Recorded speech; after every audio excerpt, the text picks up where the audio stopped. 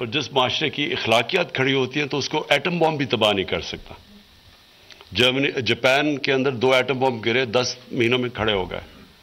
اور لیبنان کا میں ابھی کیس دیکھ رہا ہوں کہ اس کو بیروت کو کہا جاتا تھا پیرس آف مڈل ایسٹ، اور آج اس کے حالات یہ دیکھیں کہ وہ ایک فیلڈ سٹیٹ کی طرف جا رہا ہے. 75% لوگ غربت کی لکیر کے نیچے چلے گئے ہیں کیونکہ ان کی مورالٹی کولیپس ہوئی. یہ جو کرپشن ہے، یہ کرپشن ایک سمٹمز ہے جس ملک کی اخلاقیات تباہ ہو جاتی ہیں.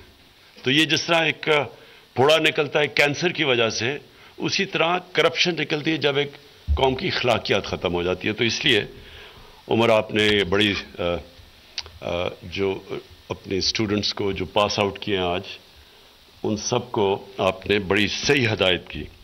اچھا، اب میں آپ کے لیے یہ آپ کی اب شروعات ہے. یہ نہ سمجھیں کہ ابھی عمر آپ نے تو بڑا کہا کہ آپ نے یہ پریزنٹ کر دیا، اور یہ تو صرف ایک بگننگ ہے. یہ تو اس طرح ہے کہ آپ یونیورسٹی سے کوالیفائی کر رہے ہیں آگے کام کے لیے. اب تو اصل آپ کا امتحان ہوگا. انسان کا امتحان تب ہوتا ہے جب وہ آزمایا جاتا ہے. اچھے وقت پہ تو سب اچھے انسان ہوتے ہیں، اس لیے قرآن میں بار بار کہتا ہے کہ میں تمہارے ایمان کو، اللہ کہتا ہے، بار بار آزماؤں گا، کیونکہ آزمائش میں پتہ چلتا ہے کہ آپ کا ایمان کتنا مضبوط ہے. تو آپ کی تو ابھی آزمائش شروع ہوگی. تو میں آپ کو 2-3 چیزیں کہنا چاہتا ہوں کیونکہ یہ بڑا آپ کے لیے ایک زبردست ٹائم ہے. آپ کا سارا آپ کے سامنے، آپ کی فیوچر اب سامنے آپ کو دیکھ رہی ہے کہ آپ کدھر جانا چاہتے ہیں، کیا بنیں گے آپ.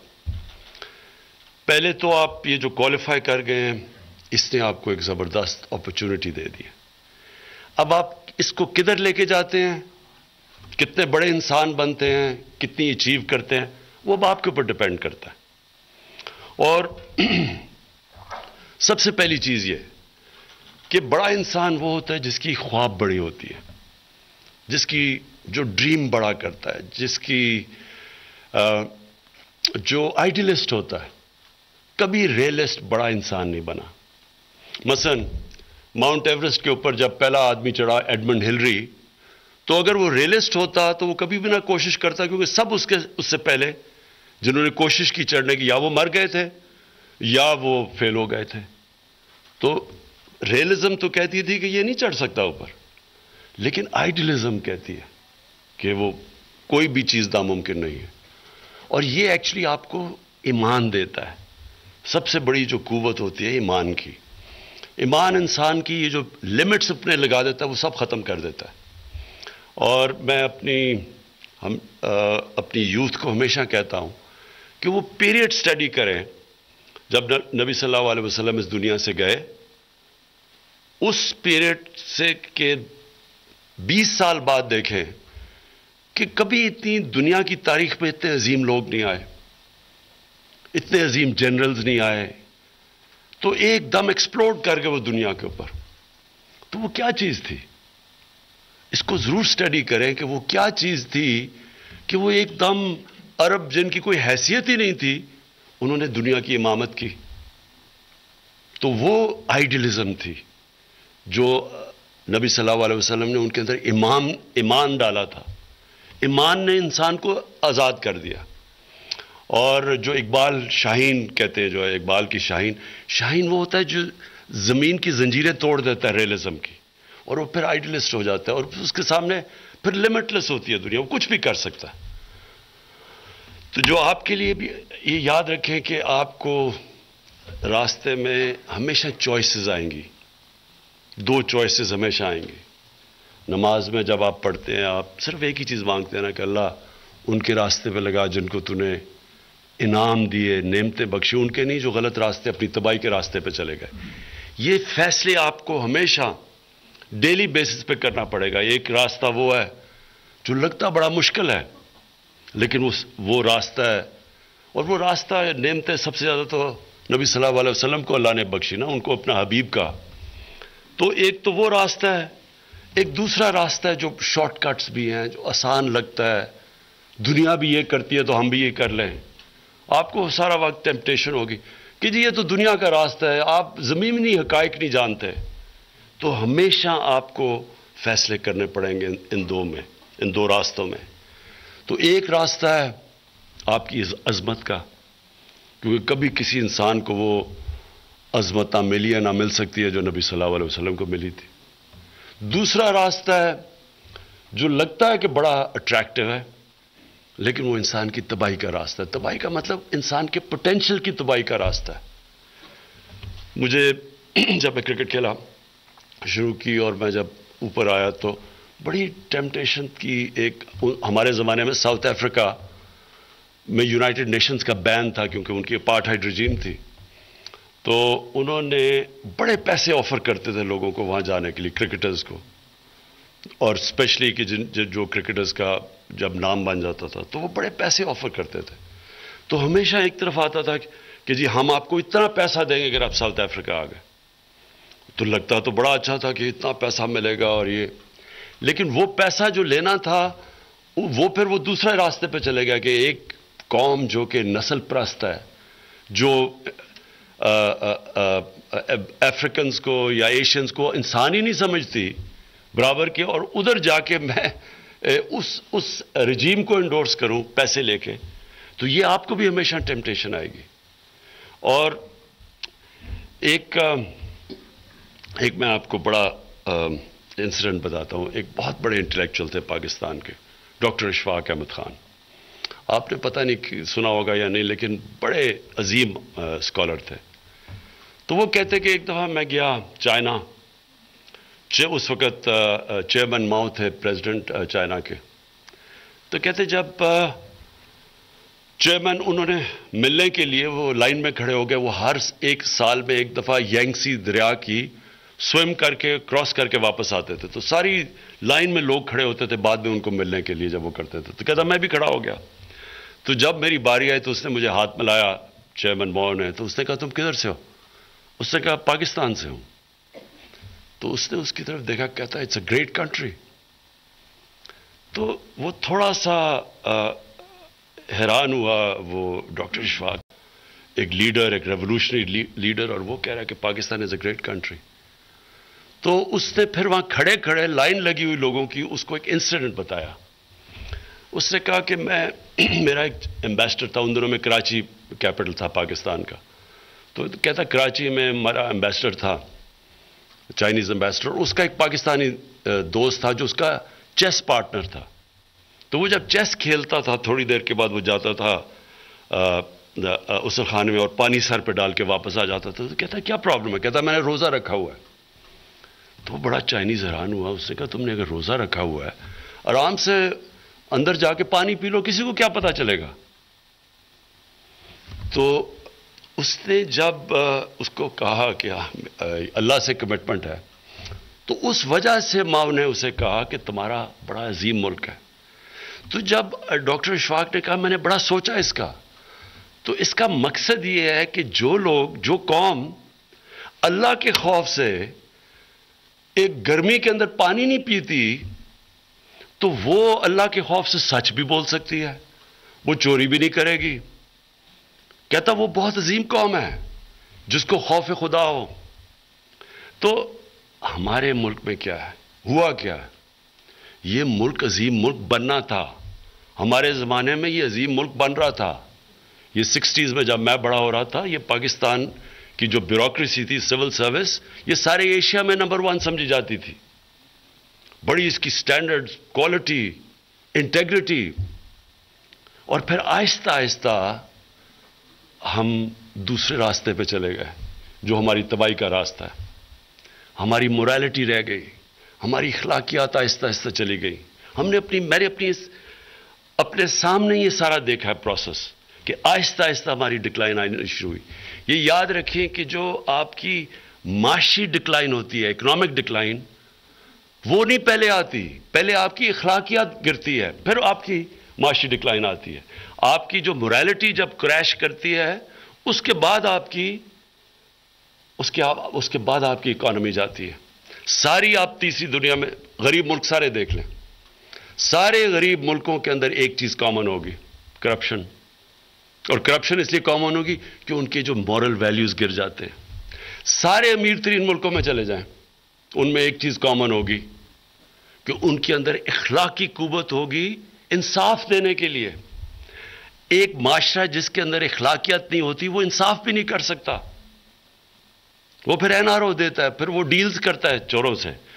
نبی صلی اللہ علیہ وسلم نے جب ایک ان کا ایک سینٹنس ہے، ایک ان کی حدیث ہے کہ تمہارے سے پہلے بڑی قومیں تباہ ہوئیں جدھر طاقتور کے لیے ایک قانون اور کمزور کے لیے دوسرا. اس کا کیا مطلب ہے؟ کہ جو قوم انصاف نہیں کر سکتی، اگر آپ طاقتور کو قانون کے اوپر رکھ رہے ہیں اس کا مطلب آپ انصاف نہیں کر سکتے. جو قوم انصاف نہیں کر سکتی وہ تباہ ہو جاتی ہے. جس طرح حضرت علی نے کہا تھا کہ ظلم کا نظام چل جائے گا لیکن کفر اور نا انصافی کا نظام، نا انصافی اور ظلم کا نظام نہیں چل سکتا. ہمارے ملک میں آہستہ آہستہ ہماری مورالٹی نیچے گئی اور مورالٹی کے ساتھ ہماری اکانومی نیچے گئی. میں 80s کے اندر جب ہندوستان سے میچ کھیل کے پاکستان آتا تھا تو لگتا تھا کہ ایک غریب ترین ملک سے امیر ترین ملک میں آ گیا ہوں. آہستہ آہستہ وہ بھی ہمارے سے آگے نکل گیا. بنگلہ دیش جو سمجھا جاتا تھا کہ پاکستان کے اوپر بوجھ بنا ہوا ہے جب ایسٹ پاکستان تھا، بنگلہ دیش ہمارے سے آگے نکل گیا. جیسے جیسے ہماری ہم ایکسیپٹیبل ہو گئی، ہمارے ملک میں چوری اور کرپشن کو ہم نے برا ہی نہیں سمجھنا شروع کیا. ہماری جب ایلیٹ، اور یاد رکھے تباہی ہوتی ہے ایلیٹ سے، اور آپ بھی اس ایلیٹ پہ شامل ہوں گے کیونکہ آپ بھی ایک بیوروکریسی کی ایلیٹ ہے. تو جب ایلیٹ کی مورالٹی جاتی ہے سارے ملک کی مورالٹی چلی جاتی ہے. ہم پھر یہ نہ کہیں کہ جی پٹواری کرپٹ ہے، تھانے دار کرپٹ ہے. اوپر سے جب شروع ہوتا ہے پرائم منسٹر سے اور اس کے وزیروں سے، وہ نیچے تک چلی جاتی ہے. اور کنورسلی ہمارے نبی صلی اللہ علیہ وسلم نے مدینہ میں اپنی مثال سے سارے معاشرے کی مورالٹی اٹھا دی. پہلے ان کی مورالٹی اور اخلاقیات اوپر لے کے گئے، پھر وہ دنیا کی انہوں نے امامت کی. آپ کے لیے جو چیئرمین ماؤ نے جو بات کی تھی وہ بڑی پتے کی بات تھی کہ ایک قوم جو کہ پانی نہیں پیتی اللہ کے خوف سے، تو اس پہ کتنا صبر ہوگا، کتنا وہ سچ اور حق پہ کھڑے ہوں گے. ان کی مورل سٹرینتھ کیا ہوگی کہ اللہ سے اگر وہ ڈر کے رائے حق پہ چلتے ہیں. تو یہ آپ کے لیے بڑا امپورٹنٹ. اور آخر میں جو میں بات کرنا چاہتا ہوں وہ یہ کہ دیکھیں کبھی انڈر ایسٹیمیٹ نہ کریں ایک انسان جو کہ حق کے اوپر کھڑا ہوا ہے، اس کی پاور کو انڈر ایسٹیمیٹ نہ کریں. یہ جو وہ ایک سینگ انگریزی میں کہ one moral man is an army, یہ کبھی انڈر ایسٹیمیٹ نہ کریں. کہ جو عمر نے ابھی بات کی کہ اللہ الحق ہے، تو جب آپ سچ پہ کھڑے ہوتے ہیں آپ کے پاس اللہ کی قوت آ جاتی ہے. میں آپ کو ایک بتاتا ہوں، میں کرکٹ جب کھیلتا تھا تو میں ابھی ٹیم میں بڑا چھوٹا تھا. ایک ورلڈ 11 بنی دنیا کی، اور آسٹریلیا میں سیریز تھی، کیری پیکر دنیا کی 2 ٹاپ کھلاڑی وہاں تھے.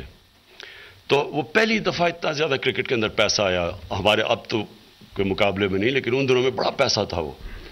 تو ایک ورلڈ 11 تھی، ایک ویسٹ انڈیز تھی، ایک آسٹریلیا، 2 دنیا کی بیسٹ ٹیم تھی، اور ہم سارے دنیا کے باقی کھلاڑی تھے وہ ورلڈ 11 میں تھے. تو ہمارے ساتھ ساؤتھ افریکنز بھی تھے اس وقت، انگریز بھی تھے، ہم پاکستانی بھی تھے. تو ہمارا تینوں میں میچ ہوا تو ہم ورلڈ 11 جیت گئے.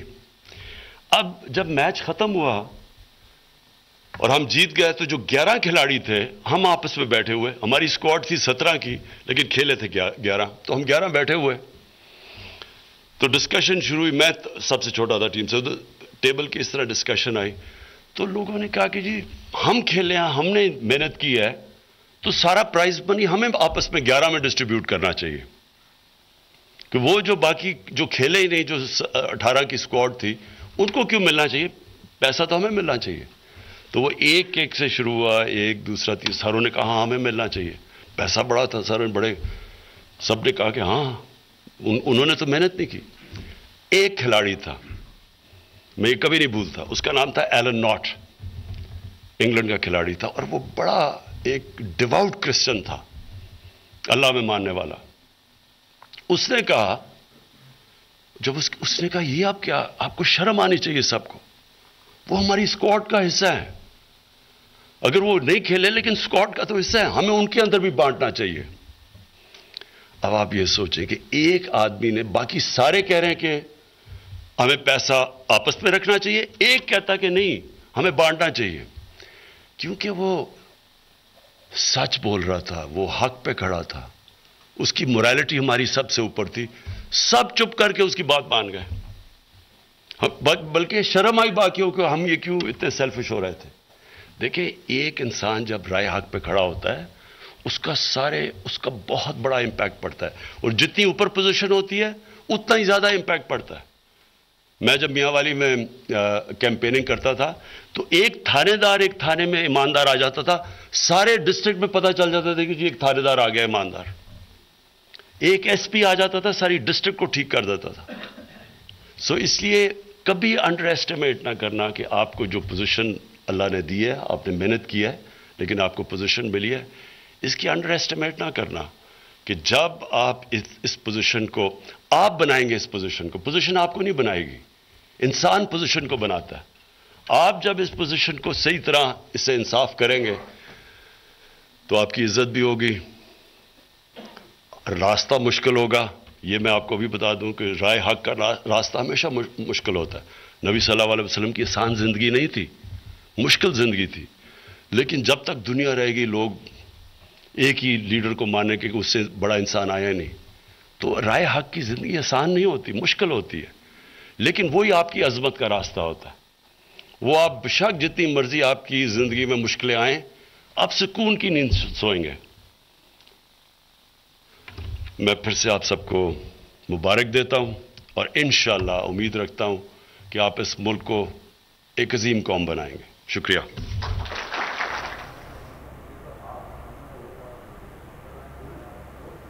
وزیر اعظم عمران خان تقریب سے خطاب کر رہے تھے۔ انہوں نے کہا کہ عظیم انسان وہ ہوتا ہے جو اپنے خواب کو سمجھتا ہے، اس کے لیے محنت کرتا ہے، اور ہمیں بھی اس بات کو سمجھنا ہوگا، ہمارے نوجوانوں کو اس چیز کو سمجھنا ہوگا کہ ہمارا آئیڈیل کون ہے، ہم نے اپنے آئیڈیل کو سمجھنا ہوگا اور اس کو دیکھ کر ہی اپنے مستقبل کا فیصلہ کرنا ہوگا۔ وزیر اعظم نے آخر میں یہ بھی کہا کہ پوزیشن، جو بھی پوزیشن آپ کی ہوتی ہے وہ آپ کو نہیں بناتی، بلکہ اپنی پوزیشن آپ خود بناتے ہیں۔ تو نوجوانوں کو انہوں نے یہی پیغام دیا کہ آپ نے اپنے دین کو سمجھنا ہے، اس کو سمجھ کے آپ نے اپنی زندگی کو سنوارنا ہے۔ سبسکرائب کریں اور بیل دبائیں تاکہ کوئی خبر رہ نہ جائے۔